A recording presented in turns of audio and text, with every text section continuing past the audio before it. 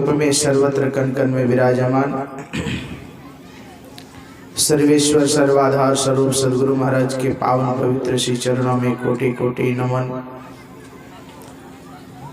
उनके ही हृदय स्वरूप परम पूज्यपाद महर्षि साई स्वामी जी महाराज के श्री चरणों में कोटि कोटि नमन।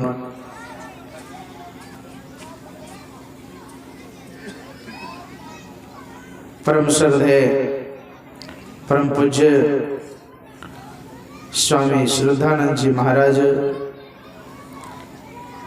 एवं साधुचरण विद्वद्जन सत्संग प्रेमी महानुभाव माताओं एवं धर्मशीला करुणामयी बहनों, सबों को मेरा प्रणाम। एक बार गुरु महाराज के जय जयकार ऊंचे स्वर से करें। श्री सद्गुरु महाराज की जय। बड़ी सौभाग्य की बात है जो हम लोग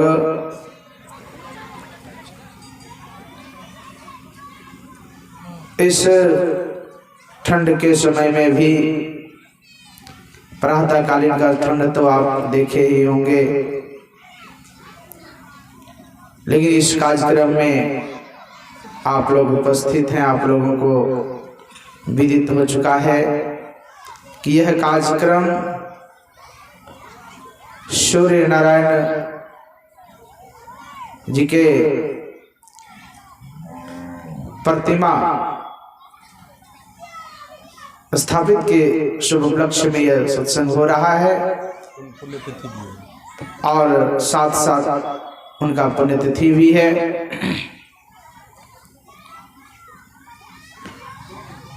यह संसार अंधकारमय है और इस संसार के अंधकार को नाश करने के लिए सूर्य उदय हुआ करता है। संसार में करोड़ों उपाय करने के बावजूद भी जब तक सूर्य का उदय नहीं हो तब तक अंधकार समाप्त नहीं होता है।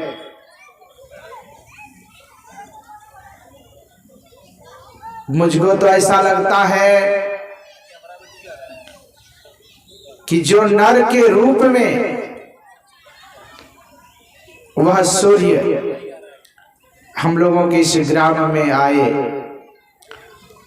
इस ग्राम के उस अंधकार तिमिर को नाश करने के लिए उनके जीवन में सदा रहा ज्ञान, हमेशा प्रकाश लोगों के जीवन में प्रदान करते रहा, वह है सूर्य नारायण बाबा। अभी जिस पाठ को हम लोग सुन रहे थे, रामचरितमानस सारसटे षष्ठ सोपान लंका कांड से, रथ के संबंध में हम लोग सुन रहे थे। भगवान राम युद्ध भूमि में है और युद्ध भूमि में एक तरफ रावण, दूसरे तरफ में भगवान श्री रामचंद्र जी। रावण के तरफ अत्यंत बलशाली, मायावी, प्रचंड शक्ति, सब तरह से सुशोभित योद्धागण खड़े हैं। भगवान राम के दल में वानरी सेना,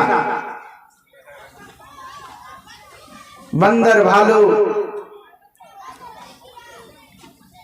के अलावे और कुछ नहीं, न युद्ध का कोई सामान, न कोई व्यवस्था। भगवान राम के पास एक धनुष और बाण। इस दृश्य को देखकर उनके जो मित्र हुए विभीषण, वह बड़ा अधीर हो जाते हैं,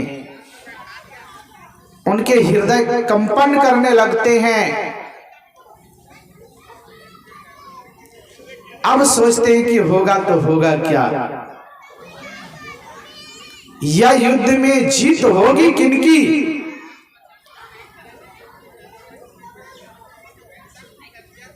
भगवान राम से कहते हैं कि भगवान, ये रावण अत्यंत बलशाली हैं, उनके समान युद्ध करने के लिए आपके पास व्यवस्था नहीं है। भगवान आप युद्ध कैसे करेंगे? भगवान राम ने कहा कि हे भाई, हे सखा, जीत जिससे होती है वह अलग ही रथ है। ये देख जो रहे हो सामने जो रथ, इस रथ से युद्ध जीता नहीं जाता। कहा कुछ और ही है, वो आंतरिक चीज है, उसको कहते हैं धर्ममय रथ।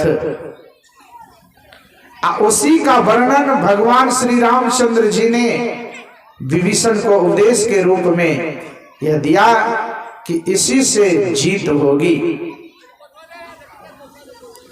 जिसमें रथ में पहिए होते हैं, घोड़े होते हैं, ध्वजा होते हैं, पताका होते हैं, घोड़े को जोड़ने के लिए रस्सियां होती है, और जो लड़ने के लिए, लड़ाई करने के लिए तीर होते हैं, धनुष होते हैं, वर्षी होते हैं, तलवार होते हैं। ये सब चीज सजावट का सामान है युद्ध के मैदान में। तो कहा कि ये साधारण धनुष, साधारण तीर और साधारण रथ से यह जीत नहीं हो सकती। कहा महा अजय संसार रिपु, और इससे जो जीत सकते हैं का वही वीर है।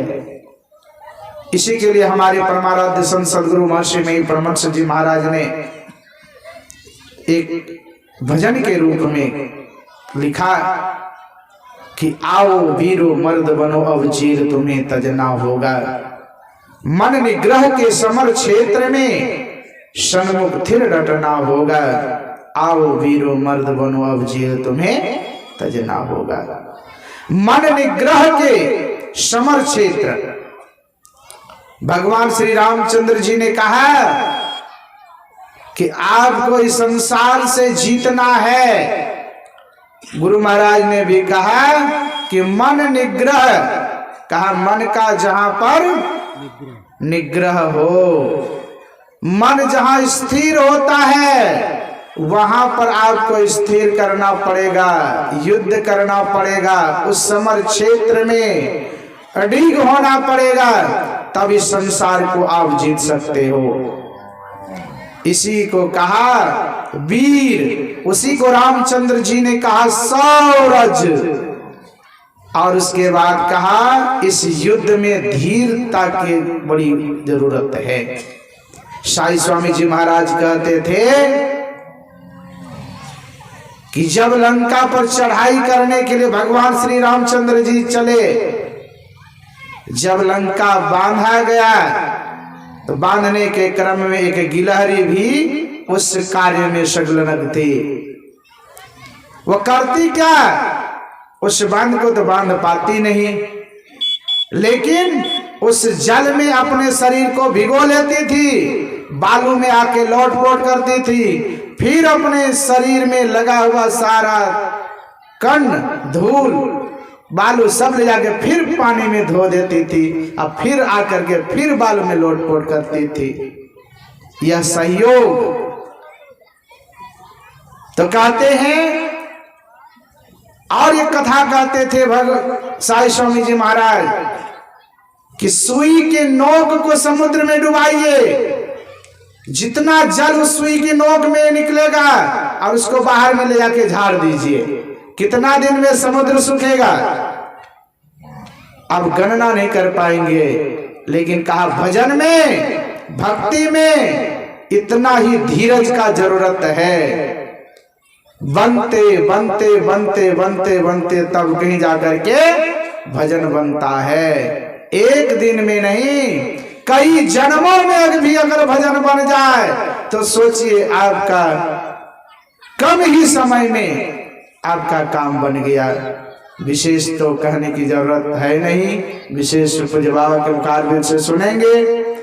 क्योंकि देखिए पाठ होता है तो एक वर्ड पर बहुत देर तक लोग बोलते हैं, लेकिन बहुत बोलना और थोड़ा बोलना दोनों में अपना अपना योग्यता है। श्री सद्गुरु महाराज की जय।